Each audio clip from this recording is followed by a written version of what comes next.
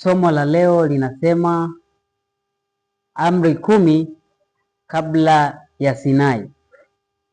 Amri 10 kabla ya nini? Ya Sinai. Kwa nini somo hili tunapaswa kulifahamu na kujifunza? Moja ya kitu cha muhimu sana katika mfano halisi wa maisha ya dunia hii ya ulimwengu ambao tunaishi. Unapoingia katika nchi yoyote, ukiingia katika nchi yoyote, lazima ujue kuhusu sheria za nchi hiyo. Bwana pewe sifa. Lazima ujue kuhusiana na sheria za nchi hiyo, ili usije ukaingia hatiani. Ukiingia bila kufahamu sheria zile ambazo ni muhimu kuzifahamu, ni rahisi sana wewe kuingia hatiani. Katika ufalme wa Mungu kuna sheria ambazo Mungu anahitaji kila mtu azifahamu. Sheria ya Mungu ni madai yake kwa wanadamu wote bila kuchagua. Wote anahitaji watii, wanaomjua na wasiomjua. Bwana Yesu asifiwe. Tunahitaji kufahamu amri 10 kama sheria ya Mungu isiyobadilika kuanzia mwanzo kabisa. Mara nyingi amri 10 ama sheria ya Mungu ndiyo ambayo imedharauliwa katika dunia hii. Amri 10 zimedharauliwa katika dunia hii. Sheria ya Mungu imekanyagwa chini. Hebu tusome kitabu cha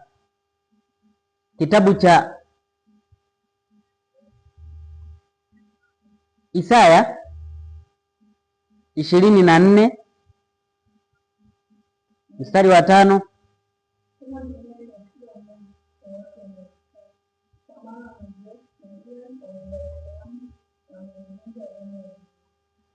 Dunia imefanya nini?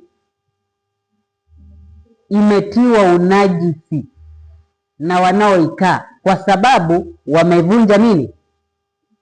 Wamelivunja agano la milele, wamebadili amri, wameiasi sheria.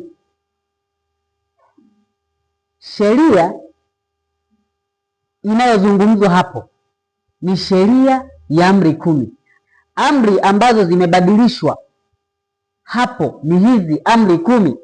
Agano lililovunjwa na wanadamu katika dunia hii ni agano la amri 10 za Mungu. Agano ni makubaliano. Mungu alifanya makubaliano na Waisraeli kwamba watazitii amri 10. Na hivyo sasa, kwa sababu ya kuzivunja kwao, wanaingia hatia na dunia inatiwa nini? Unajisi. Bwana pewe sifa. Sasa madai haya ya Mungu yamevunjwa. Madai ya Mungu kwa wanadamu kutii sheria zake, kutii amri zake yamevunjwa. Ndiyo maana dunia imetiwa unajisi. Tufahamu madai haya ya amri 10 za Mungu kabla ya Sinai. Mara nyingi hata katika Ukristo wa leo ulioenea, unadai amri za Mungu zimepitwa na wakati. Unadai amri za Mungu, amri 10 za Mungu hazina mashiko kwa Wakristo, hazina kazi kwa Wakristo, bali kuna sheria zingine ambazo wanazijua wao. Lakini ukweli ni kwamba wanadai pia kwamba, Wakristo wengi leo wanadai pia kwamba amri 10 za Mungu zilikuwa ni za Waisraeli peke yao, maana zilitangazwa kule Sinai kwa ajili yao, sio kwa ajili yetu sisi. hasa mgogoro unapoenda kutokea ni kwenye amri ya 4 Sabato. Hiyo ndio inaleta sababu nyingi za kuzikataa amri 10 za Mungu.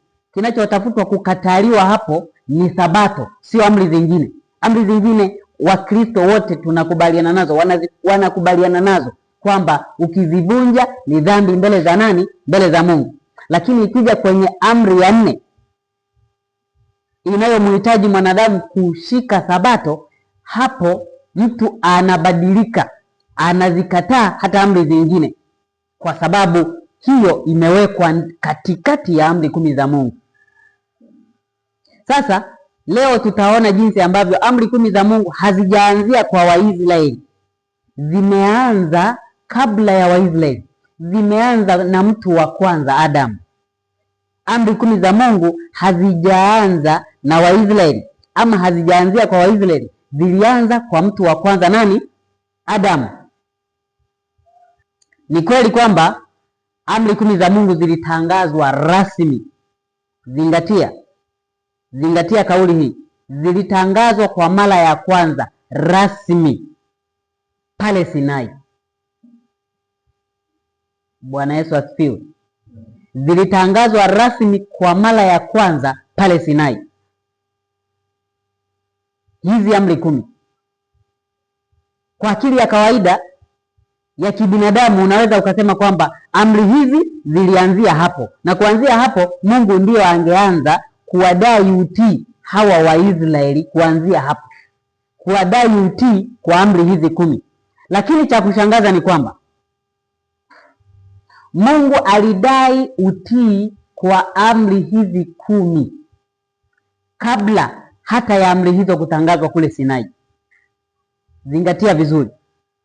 Mungu alidai utii wa amri hizi 10 kabla hata hazijatangazwa kule wapi? Sinai. Lakini pia amri zikiwepo ama sheria ikiwepo, ndio utambuzi wa dhambi unakuja. Bwana pewe sifa. Dhambi, mtu anahesabiwa dhambi, mtu anahisi dhambi kwa kuvunja nini? Sheria. Maana pasipo sheria haiwezekani kutambua nini? Dhambi. Hebu tusome Warumi 7 mstari wa 7.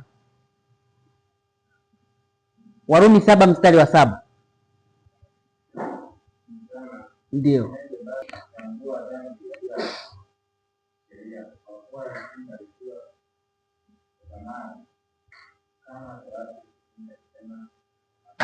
Kama Torati isingalisema usitamani, mimi nisingalijua mambo ya kutamani kwamba ni dhambi. Utambuzi wa dhambi huja kwa njia ya sheria. Sasa cha ajabu ni kwamba kabla ya amri 10 hazijatangazwa kule Sinai, watu walitambua dhambi. Hata kabla ya amri hizo kutangazwa kule Sinai, watu walitambua dhambi na walihesabiwa hatia kwa kuvunja amri 10 za Mungu. Walihesabiwa hatia kwa kuvunja amri 10 za Mungu, wakati hizo amri za Mungu hazikuwa zimetangazwa kule Sinai. Tunayo mifano hai ya utambuzi wa dhambi. Watu walitambua dhambi kwa kuvunja amri hizi 10 kabla ya Sinai. Tunao ushahidi wa kimaandiko wa watu ambao walihesabiwa dhambi kabla ya amri 10 kutangazwa kule Sinai. Mfano wa kwanza ni Kaini. Kaini alihesabiwa hatia kwa kuua. Kaini alivunja amri ya ngapi? Kaini alivunja amri ya 6 inayosemaje? Usiue. Kaini alihesabiwa dhambi ya kuua. Alivunja amri ya 6 inayokataza kuua. Swali linakuja, kuna andiko lolote linaloonesha Mungu akikataza watu kuua kabla ya amri 10 kutangazwa kule Sinai? Hakuna andiko lolote linaloonesha Mungu akiagiza watu ama akiamuru watu wasiue. Swali linakuja sasa, huyu Kaini alihesabiwaje dhambi wakati hajapewa sheria? Maana dhambi huja ama hutambulika kwa uwepo wa sheria, na Mungu hawezi kumhesabia mtu hatia pasipo mtu huyo kumjulisha kwanza hiyo sheria. Bwana pewe sifa. Mungu hawezi kumhesabia mtu hatia pasipo kumjulisha kwanza hiyo nini? Sheria. Kwa mfano, tunasoma mfano katika Biblia kwamba Yesu alitoa mfano wa bwana mmoja ambaye aliwapa watumwa wake talanta. Mwingine akampatia talanta 1, mwingine 2, mwingine 5. Swali la kujiuliza ni kwamba huyu ambaye alipewa talanta 1 angedaiwa sawa na aliyepewa talanta 5? Sio kweli. Ina maana kila mtu anadaiwa kwa kile alichopewa. Hivyo ndivyo ambavyo Mungu anadai wajibu kwa kile ambacho anajua huyu mtu ana ufahamu nacho. Kaini alihesabiwa dhambi ya kuua kwa sababu alitambua kuua ni dhambi. Sasa Kaini alitambuaje dhambi hiyo ya kuua, ama alihesabiwaje hatia wakati amri 10 ambazo zinakataza ndani yake kuua zilikuwa bado hazijatangazwa kule Sinai? Hilo ni swali la kujiuliza. Mfano mwingine ambao unaonesha kwamba kabla ya Sinai watu walikuwa wanadaiwa utii wa amri 10 za Mungu, ama walikuwa na utambuzi wa amri 10 za Mungu. Mfano mwingine ni gharika. Gharika ilikuja, mojawapo ya sababu za gharika kuja ni uzinzi. Bwana apewe sifa. Ni tamaa na uzinzi. Katika amri 10, amri ya 7 inakataza uzinzi, inasema usizini. Amri ya 10 inasema usitamani chochote. Usitamani mke, usitamani mtumwa, mjakazi, ng'ombe au chochote cha jirani yako. Watu wa kabla ya gharika walikuwa wanawaka tamaa, wakafanya uzinzi. Mwanzo 6 mstari wa 2 na hadi wa 3 unaeleza kwamba wana wa Mungu walichukua binti za wanadamu kama wapendavyo wao. Uzinzi ulikuwa wa kiwango kikubwa sana, hivyo Mungu akaamua kuleta adhabu. Zingatia hili, Mungu huwa haleti adhabu kabla ya maonyo, kabla ya kuwajulisha watu kwamba hiki ni kibaya, mnatakiwa kuacha. Maana yake ni kwamba watu wa kabla ya gharika walikuwa wanajua tamaa ni dhambi, uzinzi ni dhambi. Lakini tamaa na uzinzi vinakatazwa katika amri 10 za Mungu. Walijuaje watu hawa wa kabla ya gharika wakati amri 10 za Mungu rasmi zimetangazwa kwa mara ya kwanza kule Sinai? Tutaona ni maswali ambayo yanaonesha jinsi gani sheria ya Mungu imekuwepo tangu mwanzo, haijaanza Sinai. Yusufu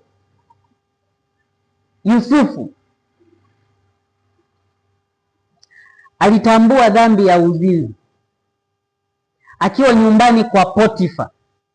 Yule mke wa Potifa akamtamani Yusufu, akamvuta ndani, akamwambia njoo ulale nami.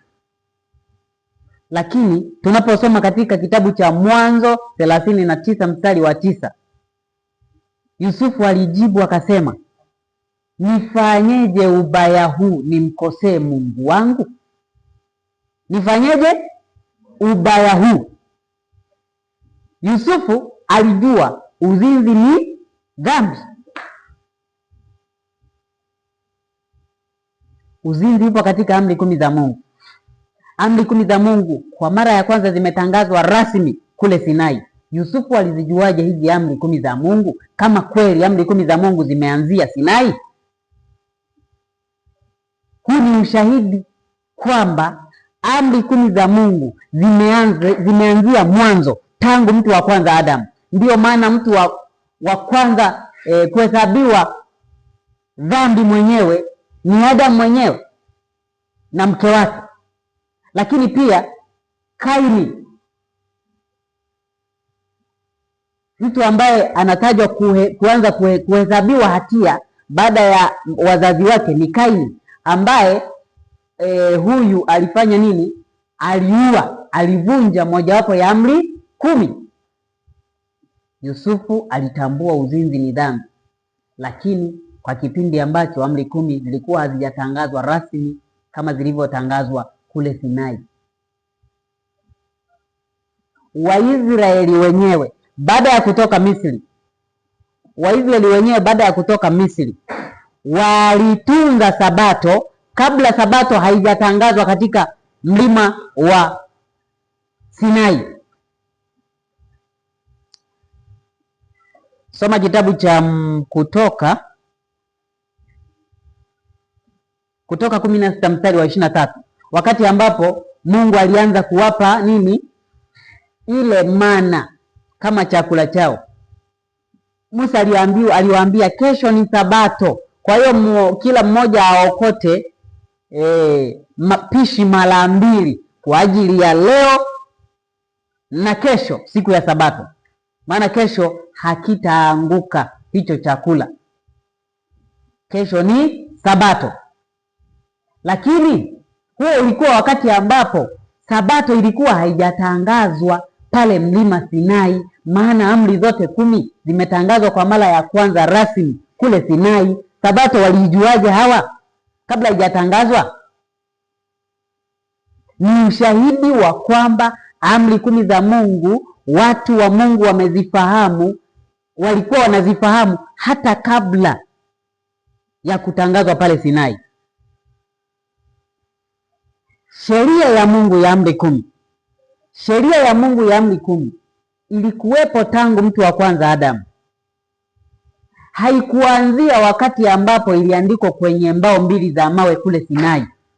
Huo haukuwa mwanzo wa hiyo sheria kusimamishwa katika ufahamu wa wanadamu au katika ulimwengu huu. Badala yake ni kwamba amri hizo 10 ambazo zilikuwepo tayari ziliwekwa tu katika maandishi, zikaandikwa katika mbao. Na tangazo la amri 10 kule Sinai ulikuwa ni ukumbusho, kuwakumbusha watu sheria ya Mungu ambayo ilikuwa imehafifishwa na ilikuwa imesahauliwa katika maisha yao. Unajua iko hivi, sheria, mtu ambaye hatii maagizo fulani, huyo ndio atasikia sana sauti ya kumwambia fanya hivi, fanya hivi, fanya hivi, fanya hivi. Atasikia sana hiyo sauti, kwa sababu ataisikia mara nyingi sana akiambiwa fanya hivi. Ila yule ambaye anatimiza wajibu hatasikia kitu anaambiwa fanya hivi ama usifanye hivi, kwa sababu anatimiza nini? Maana yake kwa mtu ambaye hatimizi wajibu, sheria kwake inakuwa na nguvu sana. Bwana pewe sifa. Sheria kwake inakuwa na nguvu. Ili isiwe na nguvu kwake, anatakiwa kutimiza wajibu ama madai ya hiyo sheria. Bwana pewe sifa. Ndio maana sasa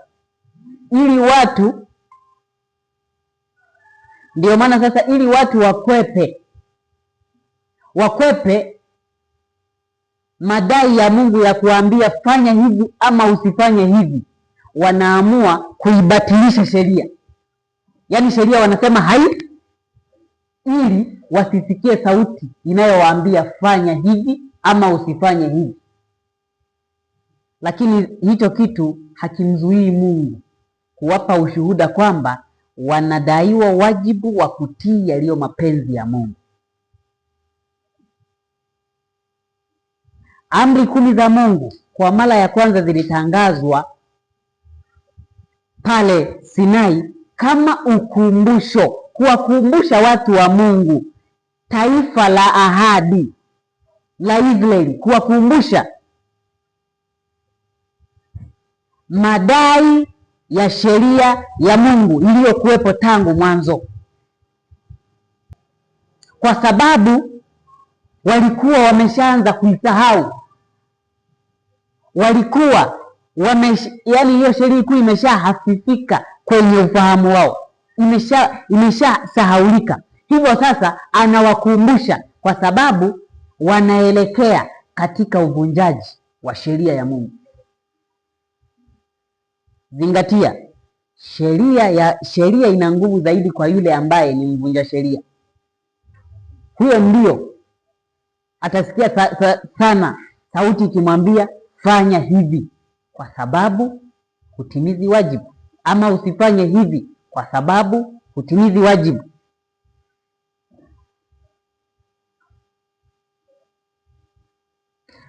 Mtu ambaye anakataa hata mojawapo ya amri 10 za Mungu kwa sababu hakuna andiko linaloonesha Mungu akimwagiza mtu kushika amri 10 kabla ya Sinai, huyo mtu cha kwanza ana ufahamu mdogo wa maandiko. Cha pili, anatakiwa kuzikataa amri zote 10 hata sasa, kwa sababu amri zote 10 zimetangazwa kwa mara ya kwanza pale Sinai. Kabla ya hapo hakuna andiko linaloonyesha waziwazi Mungu akitangaza rasmi hata mojawapo ya amri zile 10. Watu walikuwa wanaonekana tu wanazitii hizo amri, lakini tangazo la Mungu mwenyewe akisema usifanye hivi ama fanya hivi halipo, ila watu wanaonekana kuzitii hizo amri. Bwana Yesu asifiwe. Tunajifunza nini kutoka kwa watu ambao waliishi kabla ya hizi amri hazijatangazwa pale Sinai? Ni kwamba maandiko yanasema mtu ajuaye kutenda mema na asitende, kwake huyo ni nini? Ni dhambi. Mtu ajuaye kutenda mema na asitende, kwake huyo ni nini? Ni dhambi. Yaani wewe unapoona kwamba kitu fulani ni kibaya, kitu fulani hakifai, usisubiri kuambiwa usifanye.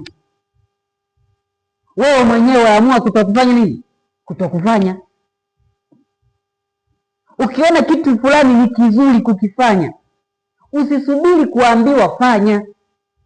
Fanya kwa hiari yako mwenyewe, maana huo ni wajibu ambao unatoka ndani ya dhamiri yako, ndani ya nia yako inakuambia fanya hiki, ni kitu ni kizuri. Maana yake ni Mungu anataka ufanye mapenzi yake. Usipofanya, kwako wewe ni nini jamani?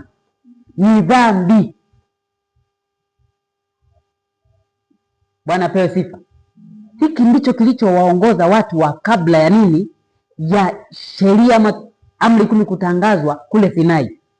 Waliongozwa zaidi na dhamiri zao, ambamo Mungu alikuwa ameandika sheria zake, yani amri 10. Sasa tuone ushahidi wa uwepo wa amri 10 za Mungu, amri 10 za Mungu kabla ya Sinai. Ushahidi wa kimaandiko wa uwepo wa amri 10 za Mungu kabla ya kutangazwa kule mlima Sinai. Amri ya kwanza inasemaje? Amri ya kwanza inasemaje?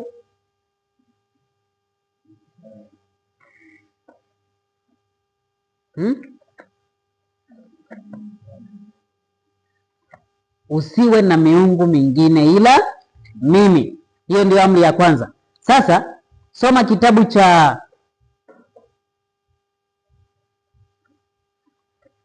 kuona hiyo amri imekuwepo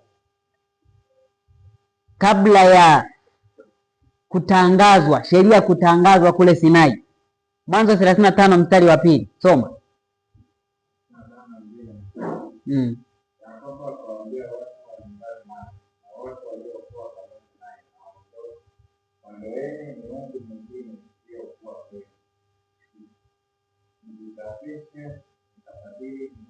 Asante. Yakobo anawaambia ondoeni miungu mkajisafishe. Yakobo alijulia wapi miungu mingine, wakati amri 10 za Mungu zilizotangazwa kule Sinai ndio zinazotaja habari za kutokuabudu miungu mingine? Alijua wapi kwamba ni hatia na ni dhambi kutumikia miungu mingine mpaka awaambie watu wake ondoeni miungu? Maana yake ni kwamba hii amri ya kwanza inayosema usiwe na miungu mingine ila mimi, watu wa kabla ya Waisraeli, watu wa Mungu walikuwa wanajua kwamba kutumikia miungu mingine ni nini? Ni dhambi. Twende amri ya pili. Amri ya pili inasema usijifanyie sanamu ya kuchonga, usivisujudie wala kuvitumikia. Yoshua 24 mstari wa 2. Soma Yoshua 24 mstari wa 2, inasemaje?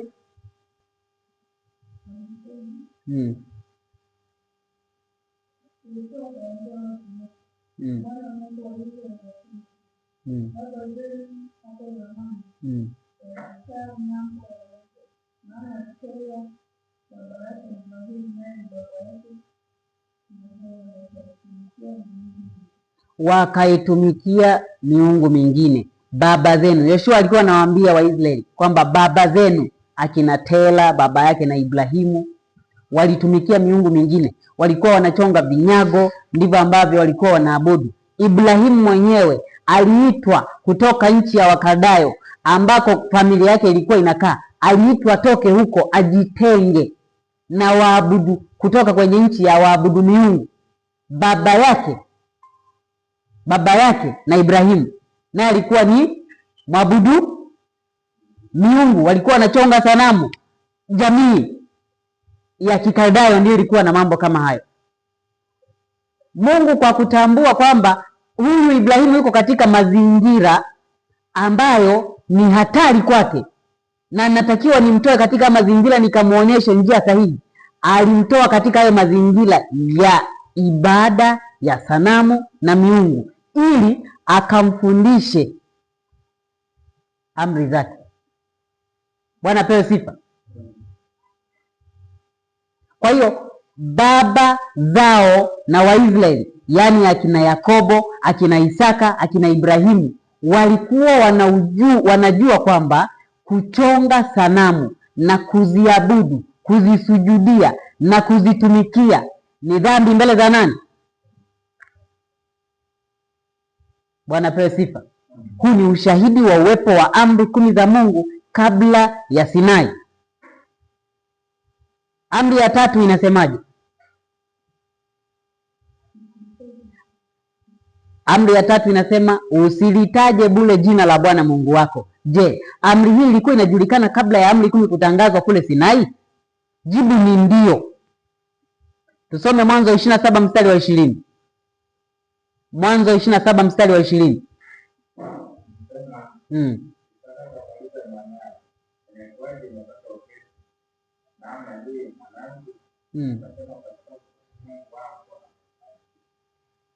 Yakobo alipokuja kwa Isaka baba yake kuja kutaka ile mibaraka ili amuwahi kaka yake Esau, alitaja bure jina la Bwana Mungu wako. Akaulizwa na Isaka baba yake, mbona umewahi hivi? Akasema Bwana Mungu wako amefanya nini? Amenifanikisha. Yakobo alitaja bure jina la Bwana Mungu, alilitaja bure mahali ambapo ni uongo, alishuhudia uongo. Kwanza alishuhudia uongo, alivunja amri 2 kwa wakati mmoja.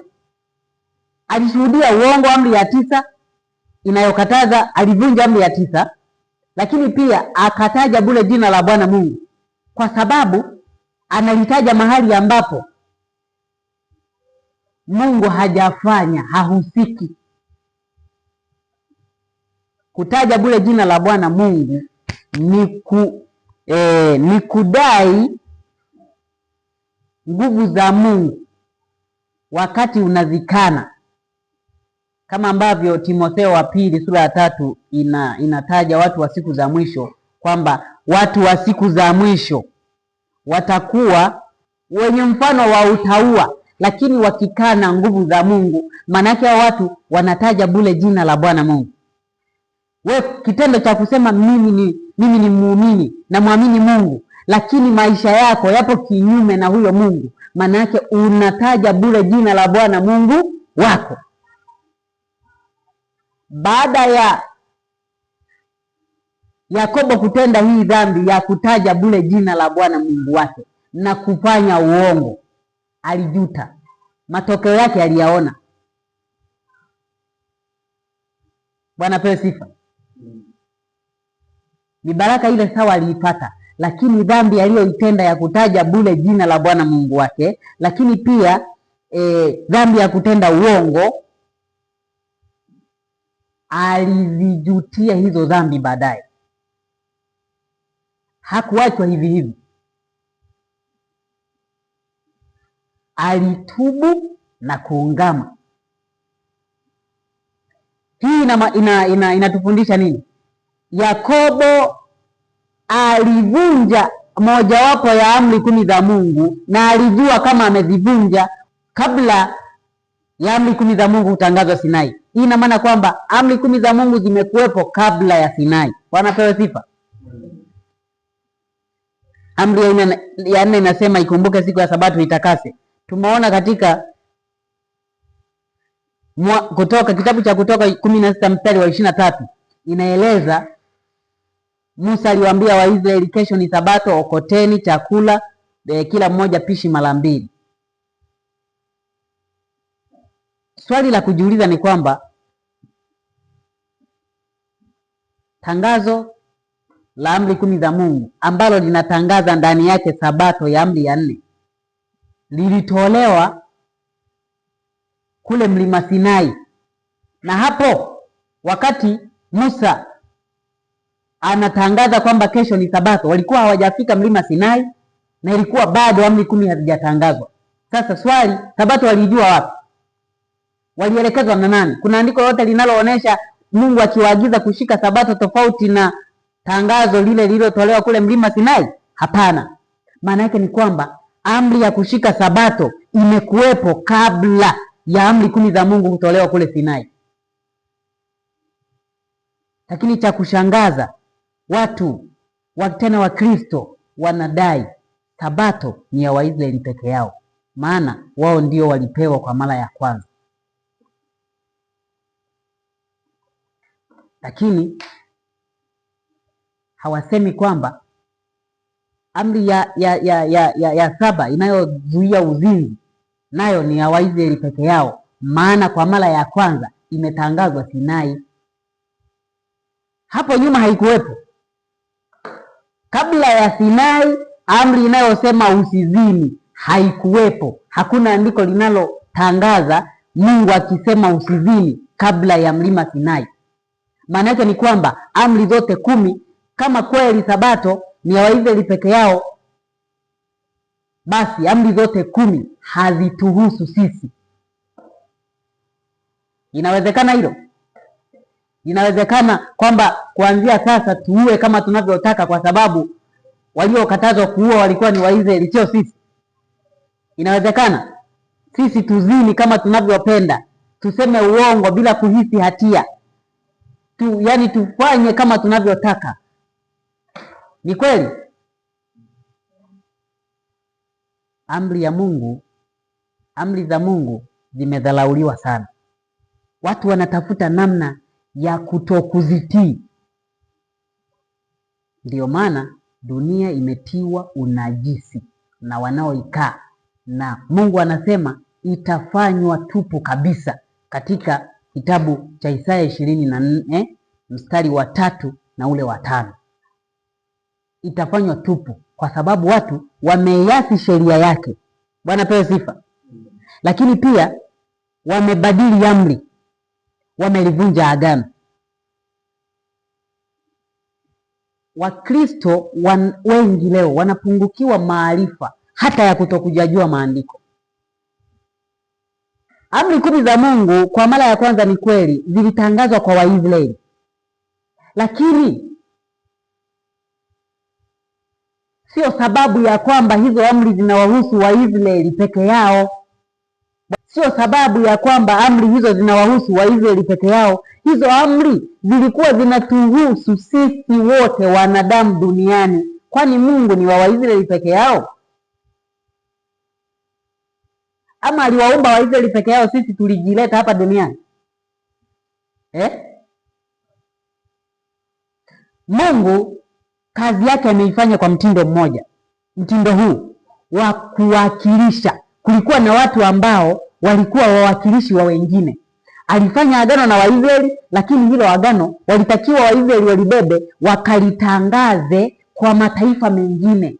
Kwa mfano, sisi leo mfano agano jipya, tuseme Injili.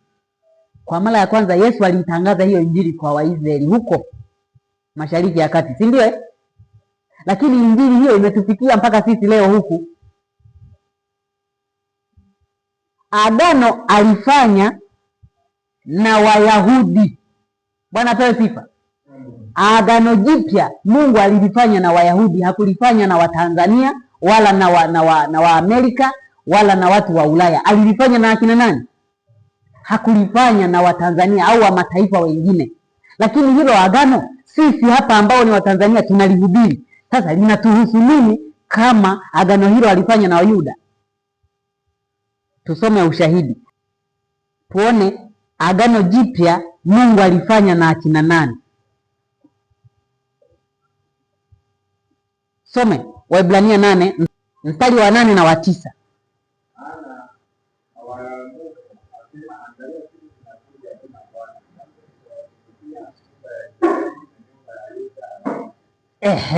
Ishia tu hapo kwanza. Anasema nitawatimizia nyumba ya Israeli na nyumba ya Yuda agano jipya. Hapo mstari wa 9 anasema halitakuwa agano kama lile nililofanya na baba zao. Baba zao nani? Waisraeli. Baba zao nani? Wayuda.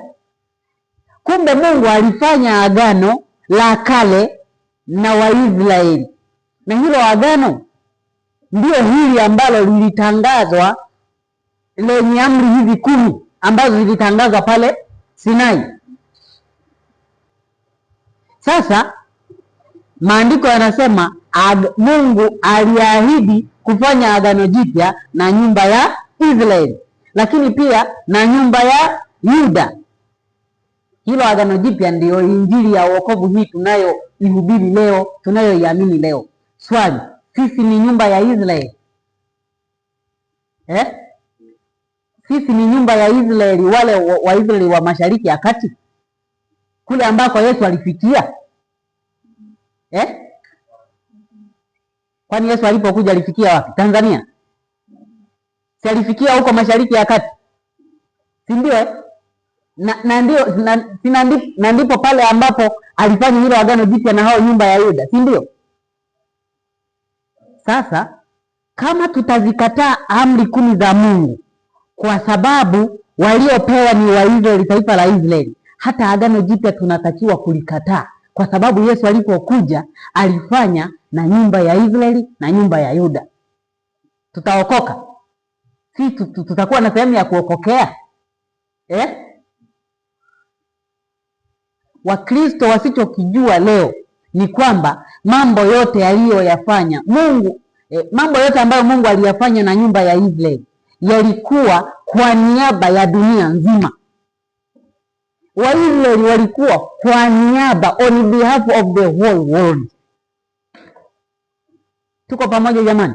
Walikuwa kwa niaba yetu sisi wote. Wao hawakutakiwa wabaki na kweli zile ambazo wamepewa na Mungu, walitakiwa wazitangaze kwa mataifa yote. Agano Jipya alilolifanya na nyumba ya Yuda, aliwaambia hilo agano hao wa Yuda walitangaza dunia nzima. Soma Matendo 1:8. Matendo 1:8 nasemaje?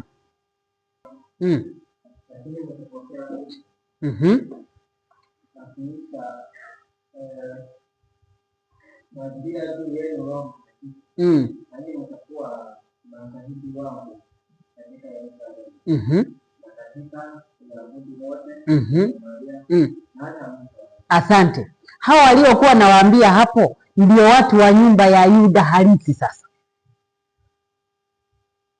aliokuwa nawaambia pale ni wanafunzi wake Yesu, ambao wote walikuwa ni Wayahudi halisi wa kimwili. Hao ndio aliofanya nao agano jipya. Anawaambia sasa, mtapokea nguvu ili mkalitangaze hilo agano la wokovu. Anawaambia mtalitangaza, mtakuwa mashahidi wangu katika Yerusalemu pale walipokuwa wamekaa, katika Uyahudi wote, katika Samaria na hata mwisho wa nini? Mwisho wa dunia. Ina maana hilo agano jipya alilifanya na Wayahudi halisi Yesu mwenyewe, lakini hilo agano lilitakiwa lihubiriwe dunia nzima, na sisi tulishiriki hilo agano. Ni la kwetu, pamoja na kwamba alilifanya na Wayahudi, lakini na sisi pia linatuhusu. Tukilifahamu tutaokolewa, na tuna wajibu wa kutii hilo agano, kulitunza hilo agano. Kama tunakubali agano jipya alifanya na nyumba ya Israeli kwa niaba yetu sisi wote, kwa nini tusikubali pia agano la kale alilifanya na nyumba ya Israeli kwa niaba ya dunia nzima? Waisraeli walipewa amri 10 za Mungu, lakini walitakiwa wazitangaze kwa mataifa yote. Kwa hivyo amri 10 za Mungu sio za Waisraeli peke yao. Kabla ya Waisraeli kulikuwepo na watu wa kila aina huko nyuma walizitia amri 10 za Mungu. Adamu hakuwa Muisraeli. Adamu ndiye alikuwa ndio baba wa mataifa yote. Kama baba wa mataifa yote ametii amri 10 za Mungu, sisi ni akina nani? Haya, tunaendelea na kuthibitisha uwepo wa amri 10 za Mungu kabla ya Sinai. Amri ya 5 inasema waheshimu baba yako na mama yako. Tusome Mwanzo 28:7. Mwanzo 28:7.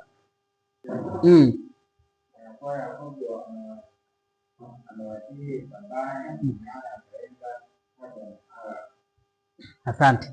Kwa kuwa Yakobo amewatii babaye, na Yakobo alitii amri ya 5 kati ya zile 10. Aliidilia wapi? Wakati amri 10 za Mungu zimetangazwa kule Sinai.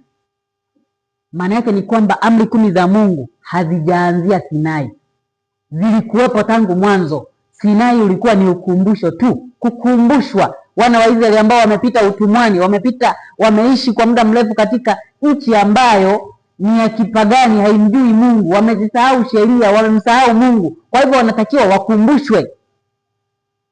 Bwana pewe sifa. Amri ya 6 inasema usiue. Mwanzo 9:6 nasemaje?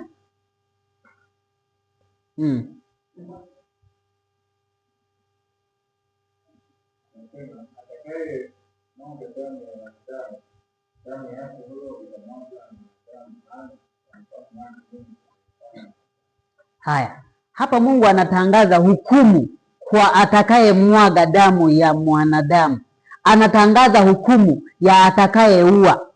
Sasa swali la kujiuliza, sasa Mungu anatangaza tu hukumu, ni wapi ambapo ametangaza kwanza sheria inayokataza kuua? Maana hukumu haiji isipokuwa watu wamejulishwa kwanza nini ambacho wanatakiwa kutenda na nini ambacho hawatakiwi kufanya. Mwanzo 9 mstari wa 6, Mungu anatangaza hukumu ya atakayeua. Maana yake ni kwamba watu walikuwa wanajua kuua ni nini. Amri ya 6 walikuwa wanaijua kabla ya kutangazwa hata kule mlima Sinai. Naenda amri ya 7. Amri ya 7 inasemaje? Usizini. Mwanzo 39 mstari wa 9. Mwanzo 39 mstari wa 9 inasemaje?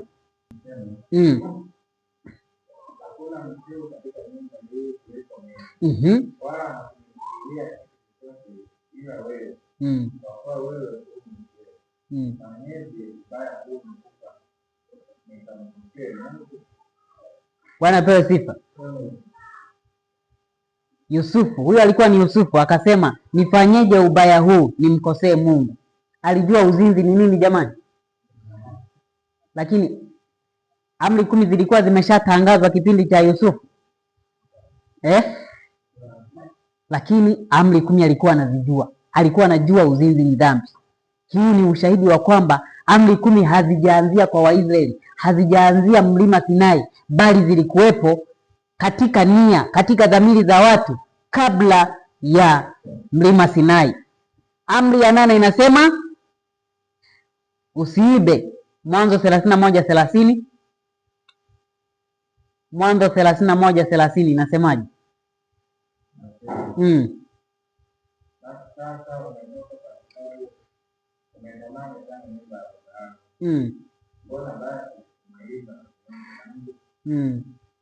Haya, mbona sasa umeiba?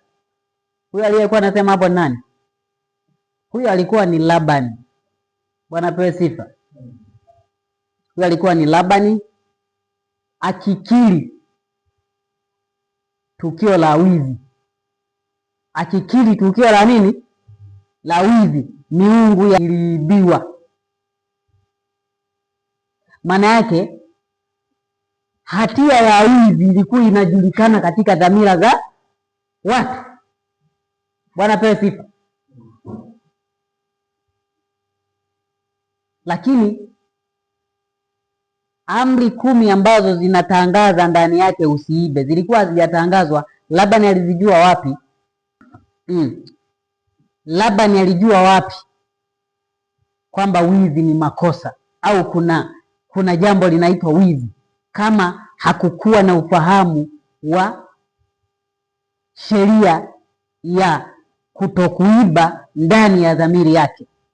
Maana yake ufahamu wa amri ya inayozuia wizi ilikuwa inafahamika hata kabla ya amri 10 kutangazwa kule Sinai. Amri ya 9 inasema usimshuhudie jirani yako uongo. Mwanzo 31:26.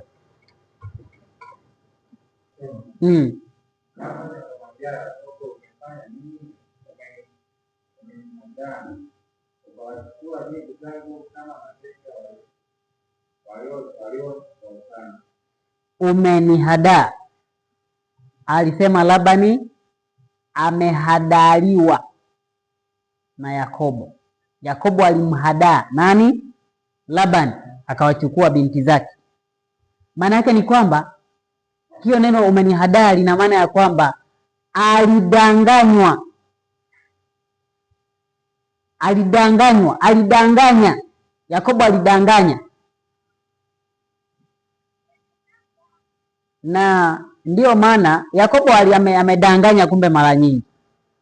Alidanganya kwenye kuchukua mibaraka na bado aliendelea kudanganya. Dhambi ya uongo aliendelea kuifanya.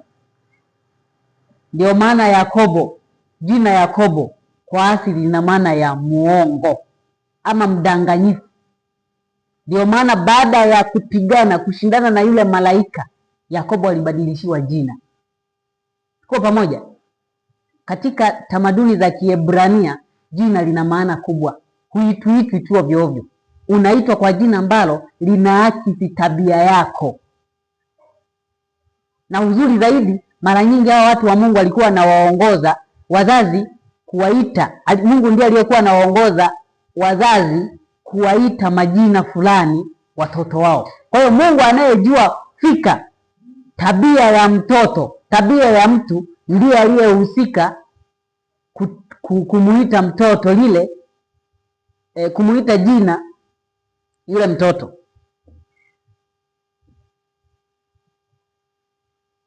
Yakobo alikuwa muongo, ndio maana ilibidi abadilishiwe jina aitwe Israeli. Haya, amri ya 10 tunamalizia Mwanzo 3:6. Amri ya 10 inasema kwa ujumla wake, usitamani chochote, mke wa jirani yako, ng'ombe wa jirani yako, chochote cha jirani yako usitamani. Sasa Mwanzo 3:6 nasemaje?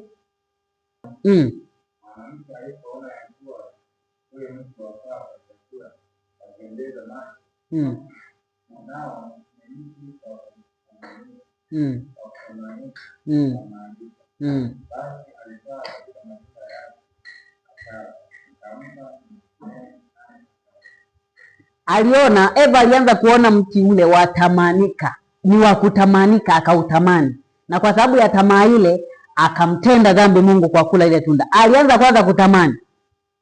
Kwa hiyo dhambi iliyoingiza dunia hii kwenye dhambi nyingine zote ni dhambi ya tamaa. Bwana pewe sifa. Hata uzinzi unaanzia kwenye tamaa. Ndio maana maandiko yanasema hivi, ukivunja moja umevunja zote. Yaani ukivunja zote utajikuta umezivunja nyingi tu pale. Yaani dhambi moja inafungua mlango, inakuwa dirisha. Ndio maana tunaambiwa tufunge milango ya dhambi ili shetani asipate dirisha la kuingilia kwetu. Ukifungua tu hata kakengeza kadogo, shetani anaanza kuingiza kitu pale, anaanza kuchokonoa. Mwisho wa siku utajikuta ni dirisha kubwa, anaingia tu, anakuja kujitupia tu kama mlango ule pale ulio wazi. Dhambi ya Eva ilianzia kwenye kutamani, na kwa dhambi hiyo ikaingia dunia yote kwenye dhambi. Kwa hiyo Eva alivunja kwanza amri ya 10 ya usitamani, na mlango ukafunguliwa kwa dhambi nyingine zote. Kwa hiyo huu ni ushahidi wa kwamba amri 10 za Mungu zimekuwepo tangu wapi? Mwanzo. Hazijaanzia kwa Waisraeli. Ili kuthibitisha zaidi kwamba amri hizi zilikuwepo tangu mwanzo, Yesu mwenyewe akiwa anazungumzia swala la Sabato katika Marko 2:27 alisema Sabato ilifanyika kwa ajili ya nini? Yesu alikuwa akirejea sura ya 2 ya Mwanzo mstari wa 2 na wa 3, ambapo wanaeleza Mungu alipumzika, akastarehe, akaibarikia siku ya Sabato na akaifanya nini? Na akaitakasa. Hapo ndio Sabato ilifanyika kwa mara ya kwanza. Ilifanyika kwa ajili ya nani?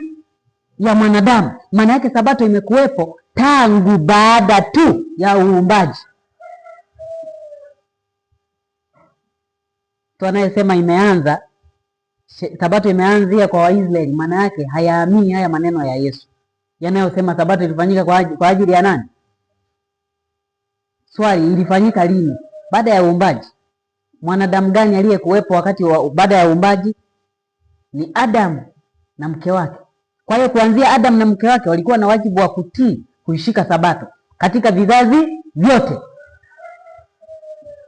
Yaani katika Agano la Kale ambalo Mungu aliifanya na Waisraeli, lilikuwa na sheria ndani yake. Bwana pewe sifa. Katika Agano la Kale ambalo Mungu alifanya na Waisraeli, lilikuwa na sheria, na sheria hiyo ilitangazwa pale Sinai, ikaandikwa kwenye mbao 2 za mawe.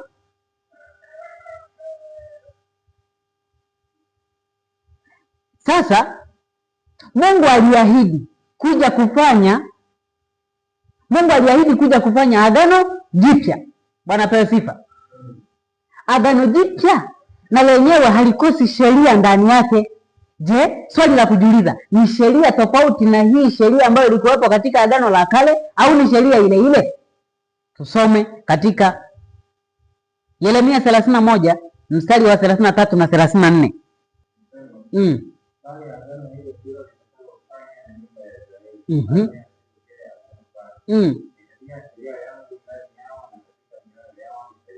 Nitatia sheria ndani yao na katika nini?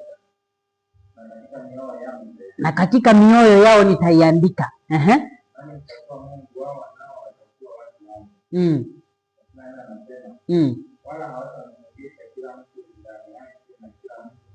Ishi hapo.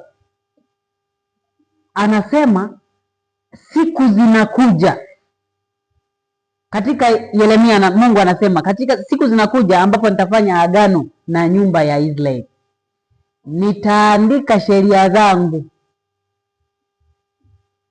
ndani ya mioyo yao.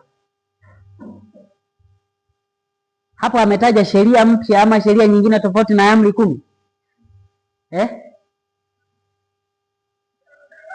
Ina maana katika agano la kale sheria iliandikwa katika mbao 2 za mawe nje na mioyo ya wanadamu. Bwana pewe sifa. Katika agano la kale sheria au amri 10 ziliandikwa kwenye mbao 2 za mawe, sio katika mioyo ya nini? Ya watu. Katika agano jipya akaahidi, nitafanya tofauti na nilivyofanya katika agano la kale.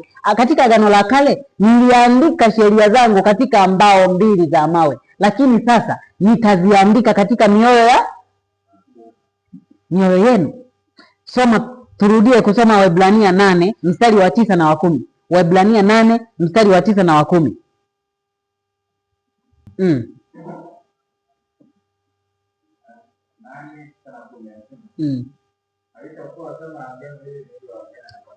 Halitakuwa agano kama nililo agano na baba zao.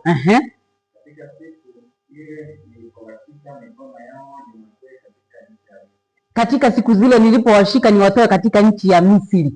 Alipowatoa nchi ya Misri, ni agano gani alilofanya nao? Alifanya nao pale Sinai kwa kuwapa zile sheria ama amri 10 zilizoandikwa katika mbao 2 za mawe. Endelea.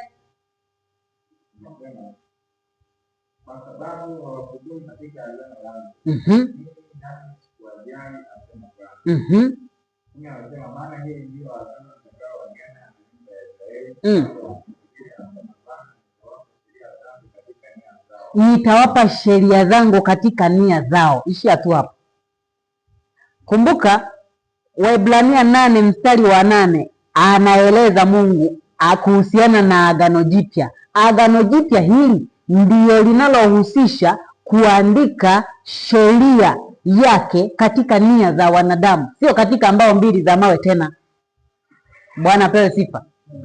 Ndio maana Yesu alipokuja katika Mathayo 5:17 na 18 anasema kwamba sikuja kutangua torati, bali nimekuja kufanya nini? Kutimiliza. Kutimiliza maana yake ni kuifanya sheria, kuiweka katika hali ambayo inatakiwa.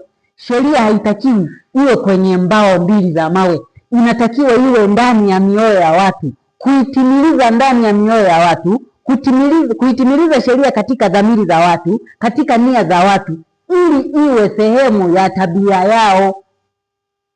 Bwana pewe sifa. Hiyo ndiyo sheria ya Mungu iliyoandikwa ndani ya wanadamu.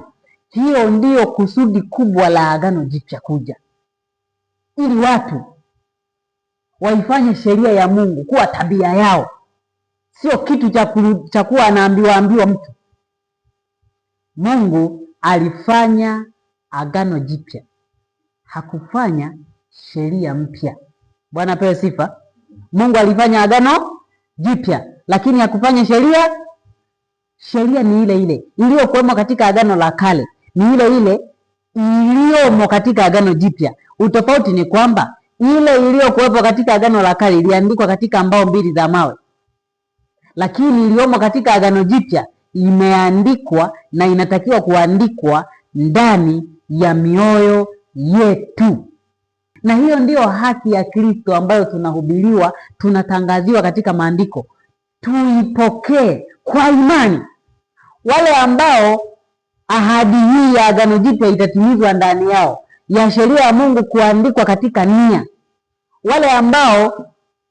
Kwa wale ambao ahadi hii itatimizwa ni wale ambao wanamwamini Yesu tu. Bwana pewe sifa. Wasiomwamini Yesu, sheria haitaandikwa katika nia zao. Wale ambao wanaona sheria ni mzigo, hata kati yetu hapa, yule ambaye anaona sheria ya Mungu ni mzigo, maana yake bado haijaandikwa katika nia. Kitu kikiandikwa katika nia, katika moyo wako, huwezi ukakiona ni mzigo. Bwana pewe sifa. Huwezi ukakiona ni nini? Kitakuwa kinakusukuma chenyewe, ukifanye, ukitende, maana ni sehemu ya tabia yako. Kama kitu hakipo, sio sehemu ya tabia yako, ndio utakiona ni mzigo. Yesu anasema, jivikeni nira yangu, maana ni nyepesi na mzigo wangu ni na anasema katika Yohana 14:15, mkinipenda mtazishika amri. Bwana pewe sifa. Amri 10 za Mungu ni sheria za ufalme wa Mungu, zisizobadilika, zinadumu milele. Tunapaswa kuzitangaza kwa wengine. Tutangaze madai haya ya sheria ya Mungu, ili dunia inapokuja kufanywa utupu, Yesu anapokuja mara ya pili, watu wawe na ushuhuda wa kwamba waliambiwa Mungu anataka nini. Bwana atusaidie kupitia jina la Yesu. Amina. Anatusihi, atuita kwa upole, usikawie rafiki, miaka ya